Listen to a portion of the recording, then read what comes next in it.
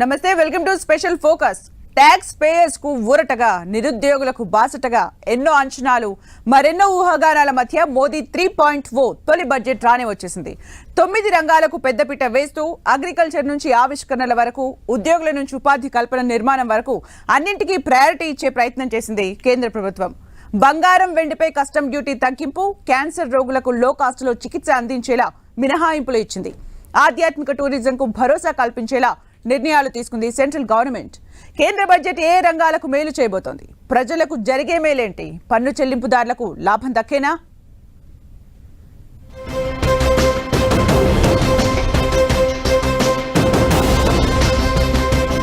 నిరుద్యోగులకు భరోసా, కొత్త tax labs, గృహ నిర్మాణం, వ్యవసాయానికి పెద్దపీట, బంగారం, వెండిపై కస్టమ్స్ డ్యూటీ తగ్గింపు, మధ్యతరగతి ప్రజల ఆకాంక్షలు, ట్యాక్స్ పేయర్స్ అంచనాలు, నిరుద్యోగుల ఆశలు, కోట్లాది రైతుల ఎదురుచూపుల మధ్య 130 కోట్ల మంది భారతీయుల కలలు నెరవేర్చేలా వికసిత్ భారతే లక్ష్యంగా మోదీ 3.0లో తొలి బడ్జెట్ను ప్రవేశపెట్టారు కేంద్ర ఆర్థిక మంత్రి నిర్మలా సీతారామన్.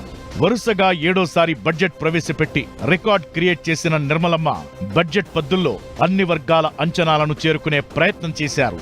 ప్రపంచంలోనే భారత్ను 3వ అతిపెద్ద ఆర్థిక వ్యవస్థగా నిలబెట్టాలని భావిస్తున్న కేంద్రం ఆ దిశగా బడ్జెట్ కేటాయింపులను, రాయితీలు, మినహాయింపులు ఇస్తూ వివిధ రంగాలను ప్రయారిటీగా తీసుకుంది. కొత్త పన్ను విధానంలో వేతన జీవులకు ఊరట కలిగిస్తూ కొన్ని స్లాబుల్లో స్వల్ప మార్పులు చేశారు ఆర్థిక మంత్రి. 3 లక్షల వరకు ఆదాయంపై పన్ను మినహాయింపు ఇచ్చారు. 3 లక్షల నుంచి 7 లక్షల రూపాయల వరకు ఆదాయంపై 5%, 7 లక్షల నుంచి 10 లక్షల ఆదాయంపై 10%, 10 లక్షల నుంచి 12 లక్షల వరకు 15%, 12 లక్షల నుంచి 15 లక్షల వరకు 20%, 15 లక్షల కంటే ఎక్కువ ఆదాయం ఉన్నవారికి 30% పన్ను వర్తిస్తుందని బడ్జెట్లో ప్రకటించారు ఆర్థిక మంత్రి నిర్మలా సీతారామన్.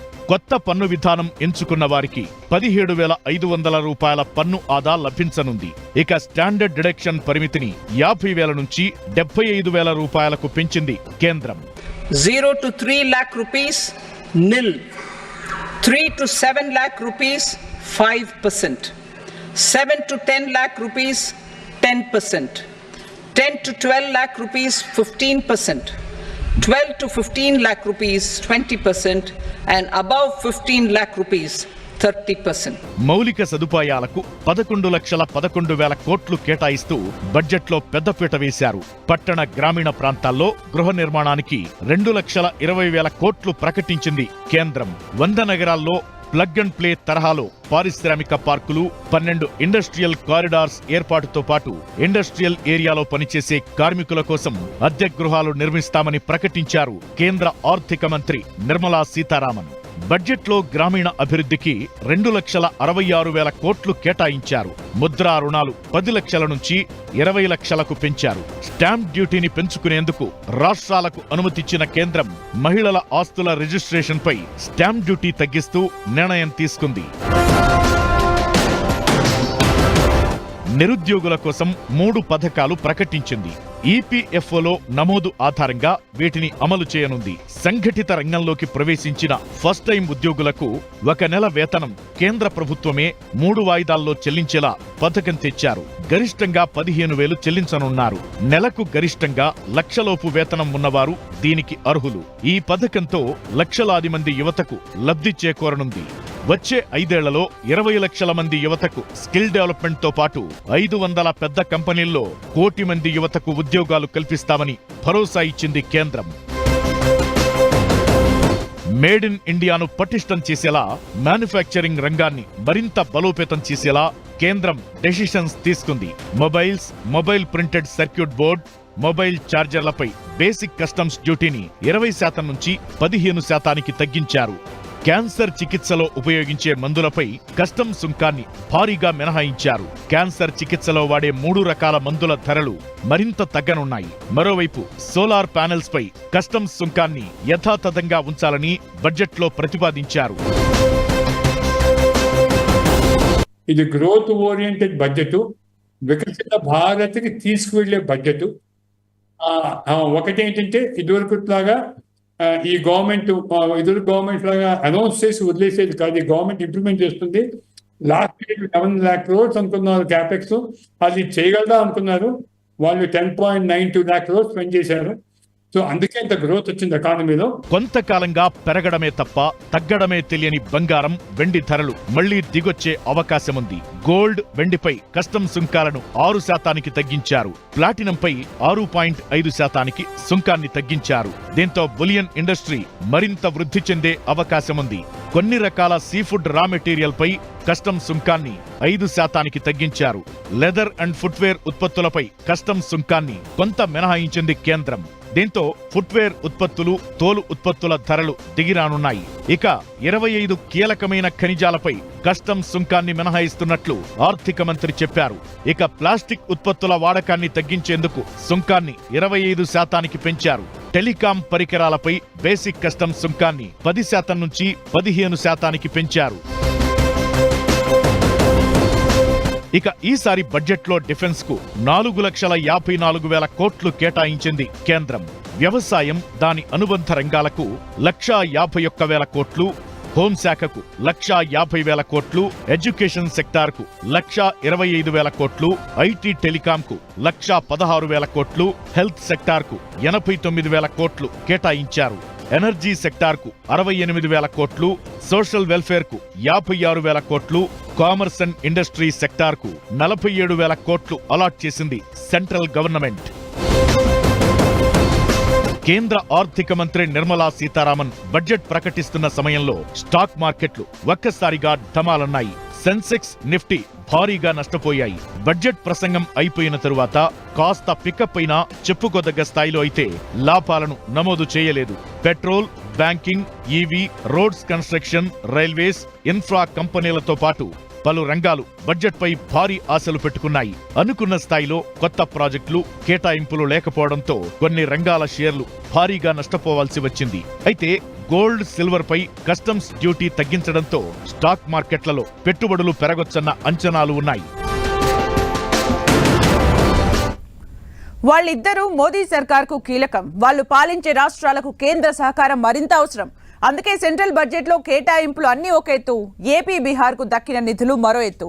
ఎన్డీఏ సర్కార్లో కీలకంగా ఉన్న టీడీపీ, జేడీయూ తమ రాష్ట్రాలకు పెద్ద ఎత్తున నిధులు సాధించాయి. స్పెషల్ స్టేటస్ దక్కే అవకాశం లేకపోవడంతో అభివృద్ధి, ఉపాధి రంగాల్లో ప్రయోజనాలు పొందబోతున్నాయి ఏపీ, బీహార్. మరోవైపు కేంద్ర బడ్జెట్లో తెలంగాణకు మొండి చెయ్యే దక్కింది. సీఎం రేవంత్ ఇచ్చిన వినతి పత్రాలు విజ్ఞప్తులకే సరిపోయాయి. కేంద్ర బడ్జెట్లో ఏపీ, బీహార్కు దక్కిన ప్రయోజనాలేంటి? తెలంగాణ కోరిందేంటి? కేంద్రం ఇవ్వందేంటి? అమరావతి అభివృద్ధికి 15,000 కోట్లు, 21,000 కోట్లతో బీహార్లో విద్యుత్ ప్రాజెక్టులు. కేంద్ర బడ్జెట్లో తెలంగాణకు మొండి చెయ్యి. కాలం కలిసొచ్చింది. ఆ రెండు రాష్ట్రాలకు కేంద్ర బడ్జెట్లో చెప్పుకోదగ్గ ప్రయోజనం చేకూరింది. కేంద్రంలో ఎన్డీఏ సర్కార్ సంకీర్ణ ప్రభుత్వం కావడం, ఏపీ, బీహార్లో అధికారంలో ఉన్న పార్టీల సహకారం తప్పనిసరి కావడంతో ఆ రెండు రాష్ట్రాలకు నిధుల వరద పారింది.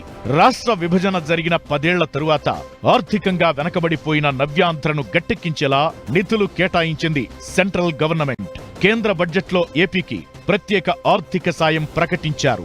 రాజధాని అమరావతి అభివృద్ధికి 15,000 కోట్ల ఆర్థిక సాయం ఇవ్వనున్నట్లు ఫైనాన్స్ మినిస్టర్ నిర్మలా సీతారామన్ చెప్పారు. అవసరాన్ని బట్టి భవిష్యత్తులో మరిన్ని అదనపు నిధులు ఇస్తామని కూడా చెప్పారు. Recognizing the state's need for a capital, we will facilitate special financial support through multilateral development agencies.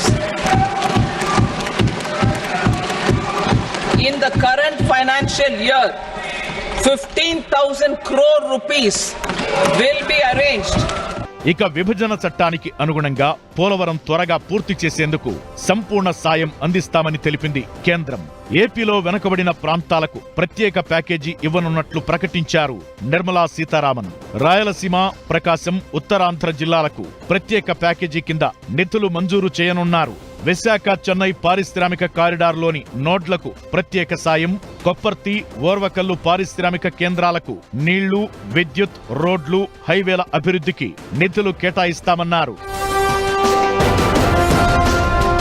కేంద్ర బడ్జెట్లో ఏపీకి సరైన గుర్తింపు, గౌరవం దక్కిందన్నారు కేంద్ర మంత్రి రామ్మోహన్ నాయుడు. 5 ఏళ్ల సమస్యలకు సమాధానం చెప్పే విధంగా కేంద్రం విశ్వాసం కల్పించిందని, కేంద్ర ప్రభుత్వ సహాయ సహకారాలు ఏపీకి ఉంటాయని చెప్పుకొచ్చారు. మన దగ్గర ఎంతవరకు ఈరోజు నిధులున్నాయో మనం మాక్సిమం బెనిఫిట్ మన ఆంధ్రప్రదేశ్ రాష్ట్రానికి తీసుకొని రావడానికి మంచి స్కీమ్స్ ఏవైతే ఉన్నాయో అక్కడ మ్యాచింగ్ గ్రాంట్ గానీ స్టేట్ కాంట్రిబ్యూషన్ గానీ ఇస్తాం. బీహార్కు కూడా పెద్ద ఎత్తున ప్రాజెక్టులు ప్రకటించింది కేంద్రం. విమానాశ్రయాలు, మెడికల్ కాలేజీలు, స్పోర్ట్స్ ఫెసిలిటీ సదుపాయాలను కల్పిస్తామని భరోసా ఇచ్చారు. బీహార్లో 2400 మెగావాట్ల కొత్త పవర్ ప్లాంట్ ఏర్పాటుతో పాటు 21,000 కోట్లతో విద్యుత్ ప్రాజెక్టులను నిర్మిస్తామని ఆర్థిక మంత్రి నిర్మలా సీతారామన్ ప్రకటించారు. బీహార్లో వివిధ రోడ్డు ప్రాజెక్టుల కోసం 26,000 కోట్లు ఇవ్వనున్నారు.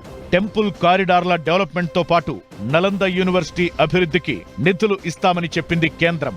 సెంట్రల్ బడ్జెట్లో తెలంగాణకు పెద్దగా కేటాయింపులు లేవు. విభజన చట్టం ప్రకారం పారిశ్రామికాభివృద్ధికి హైదరాబాద్, బెంగళూరు ఇండస్ట్రియల్ కారిడార్ కు ప్రత్యేక నిధులిస్తామని మాత్రమే చెప్పారు. కానీ రాష్ట్రానికి పెద్దగా నిధులు ఇవ్వలేదు. మిగతా రంగాలకు చెప్పుకోదగ్గ స్థాయిలో నిధులు కేటాయించలేదు.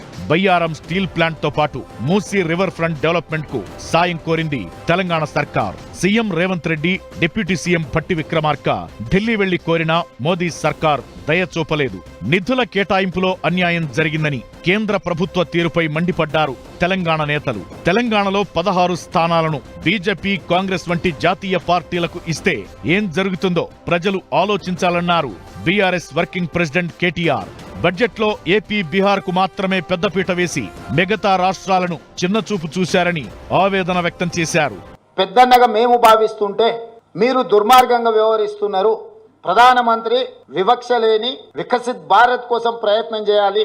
కానీ కేంద్ర ప్రభుత్వం ప్రవేశపెట్టిన బడ్జెట్ బీహార్, ఆంధ్రప్రదేశ్ కోసం ప్రత్యేకంగా ఈ సమావేశాలను ఏర్పాటు చేసి నిధులు కేటాయించినట్టుగా ఉన్నది.